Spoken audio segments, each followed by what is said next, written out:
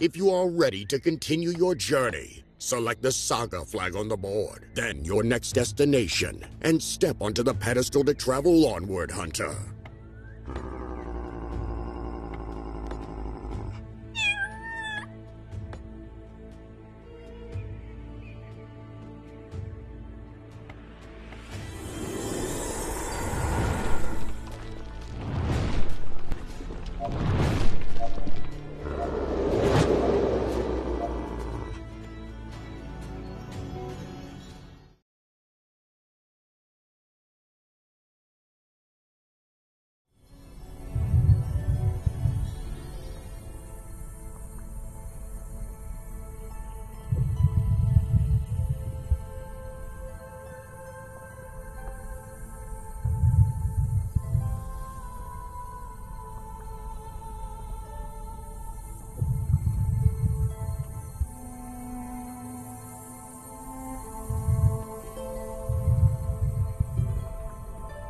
We are here, Hunter. Nidavalia's darkest mountain, the Mountain of Morn. This is where Fafnir was buried by his brethren. Together we might discover here how to stop him. Being here, deep down in this dwarven mountain, I can feel my powers waning. I will not be able to help you in my physical form. You must be my hands, Hunter. Let us proceed.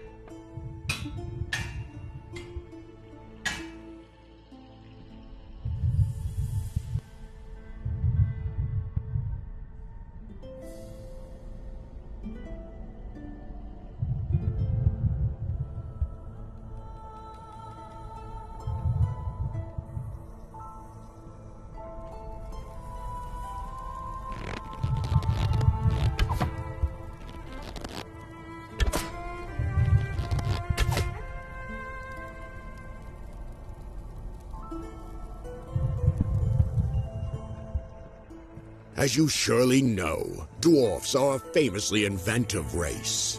Look at this door. It has an opening device. A lever.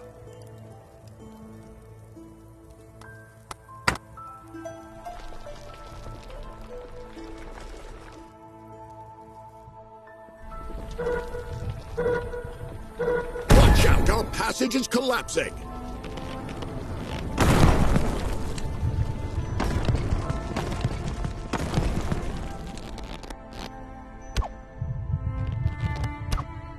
That did something. Is there any more here?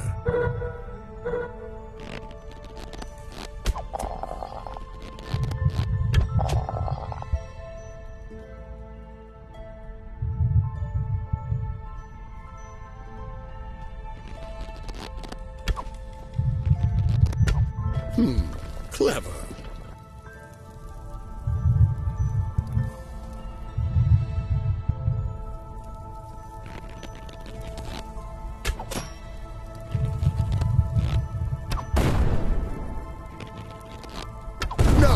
You ruined our entrance, mortal. This was not your destiny.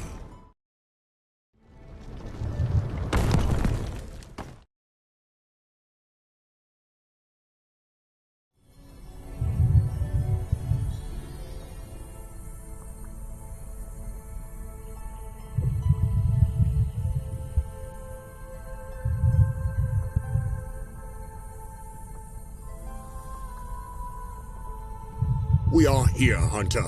Nidavalia's darkest mountain, the Mountain of Morn. This is where Fafnir was buried by his brethren.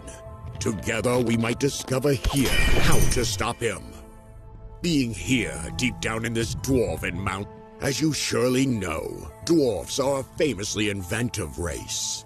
Look at this door. It has an opening device. A lever.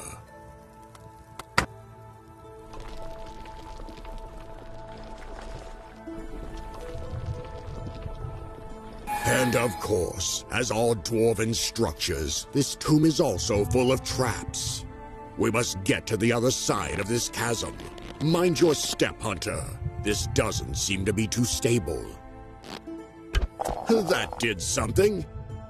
Is there any more here?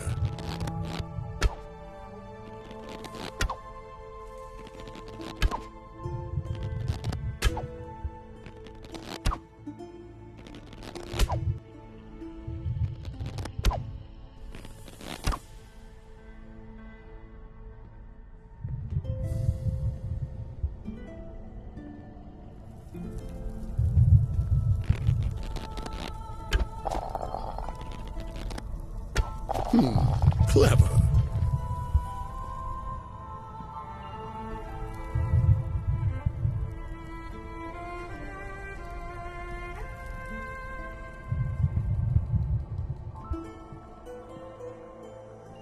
Oh, those crafty creatures. The way into the tomb is yet again at hold.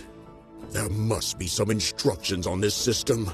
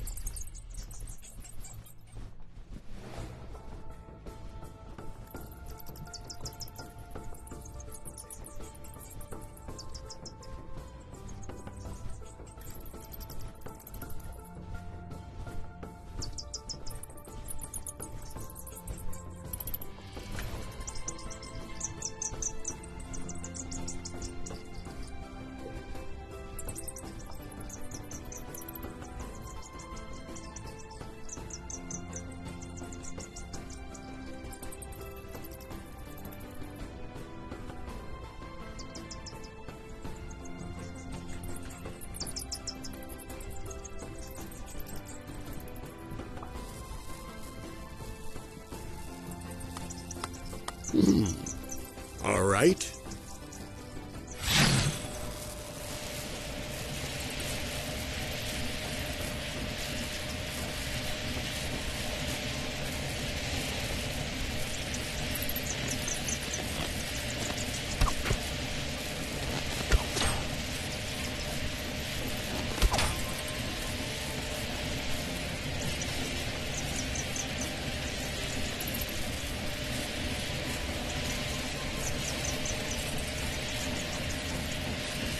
I'm quite sure it has something to do with those electric rods. Shoot them.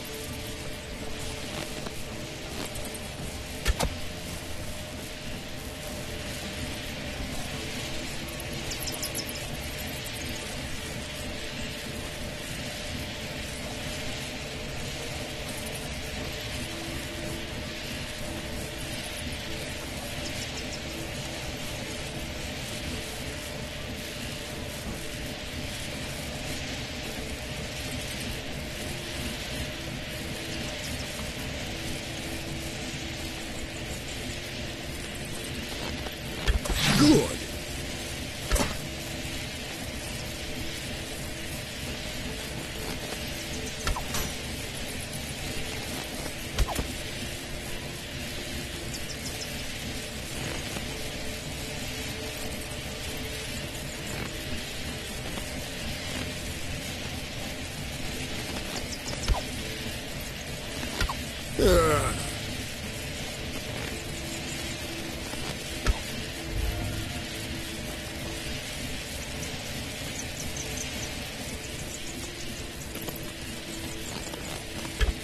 That didn't seem right.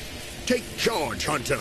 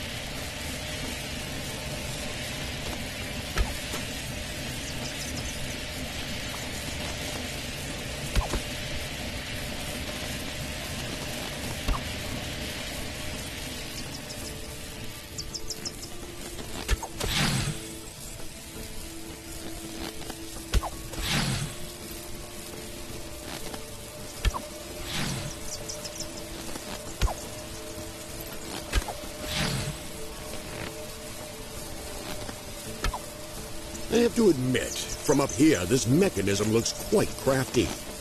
'Tis a shame you can't see it from there.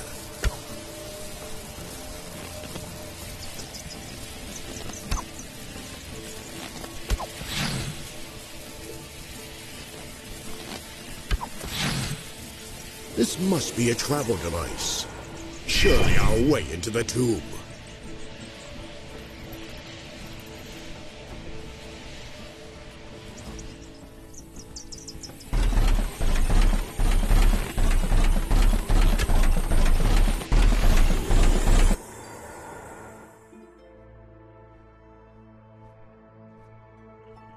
We're here, Hunter, deep within the mountain. A magic surrounds these corridors. It feels familiar. The torch must be the key to Fafnir's tomb.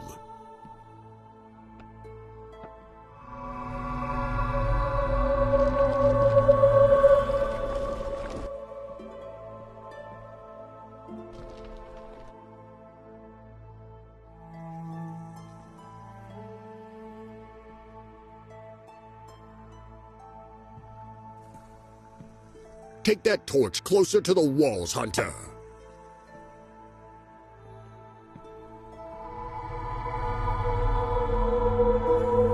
These walls tell the story of the one buried at the end of these corridors. There once lived a great rich dwarf, Riedmar, whose house was glittering gold and gems. He had 3 sons, one of which was Fafnir, whose task was to guard that gold. All was in order until one day, Loki happened. That bastard accidentally killed one of the 3 brothers. Of course, we gods had to compensate Riedmar for the loss of his son. But for such a rich dwarf and for such a great loss, we wondered, what could we give that he doesn't have? What could consolidate him? Angry at Loki, I told him to correct his mistake. And such a fool I were to do so. He figured that the only treasure that could satisfy a dwarf would be of another's.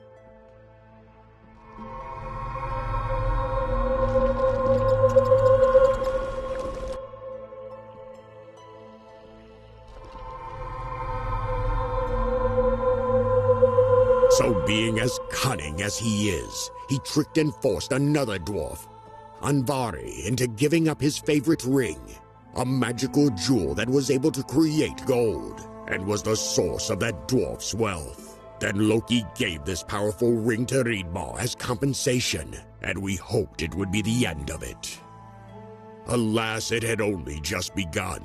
As a means of vengeance for taking his treasure, Andvari cursed his ring before handing it over to Loki, turning its boon into a spell that would bring misfortune and destruction to whoever possesses it. Thus, the Greed was born, a vile magical seal of corruption. This is what drives the raiding hordes you saw, to destroy and ravage.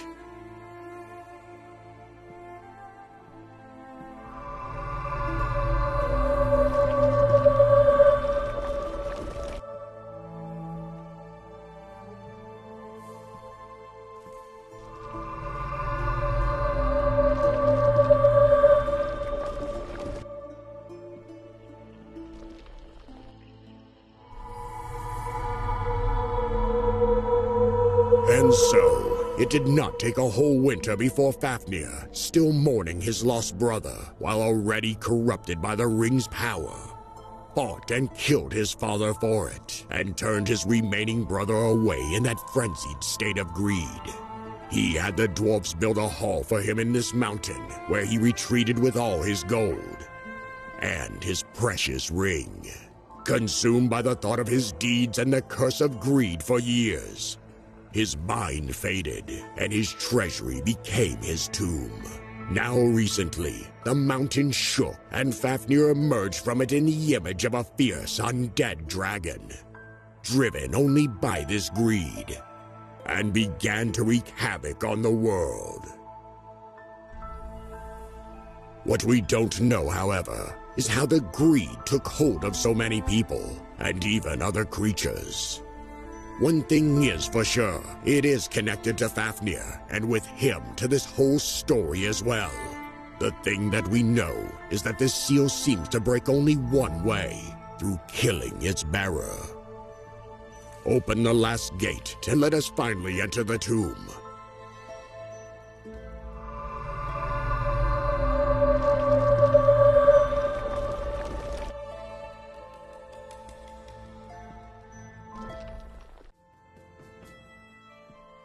All right, I must admit, the dwarves are adequate at architecture.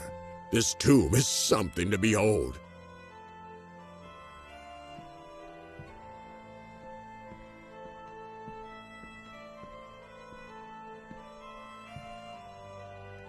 Here lies Fafnir. At least he used to lie locked together with his cursed ring. How he returned as a dragon is beyond our knowledge, yet. But inspecting his ring might help us understand the nature of this greed. We must find a way to open the sarcophagus.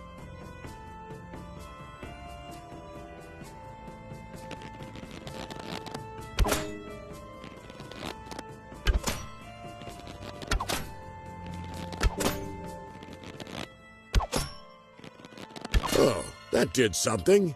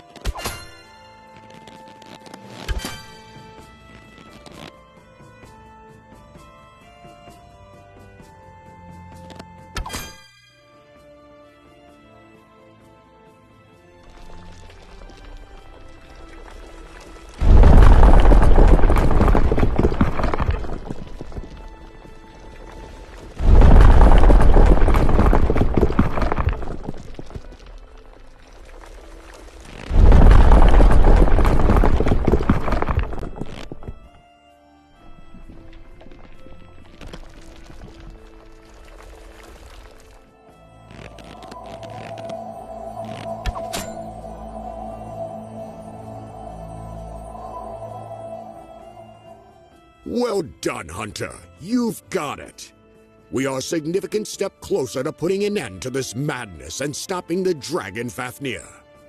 Next, we must understand how the ring works, so we can undo the corruption it spread. Unfortunately, I do not even know the magic. Yet the technology Anvari used to create this artifact. The dwarves work in mysterious ways. Anvari we cannot ask. He disappeared not long after all those things. No one saw him since. I propose we pay a visit to the elves. We will need the help of the silent druid Galfand. He is a great knower of various spells. Dwarven, Asir, Fafnir, even Satyr. If someone can interpret this curse, he shall. Let us embark to Alfheim.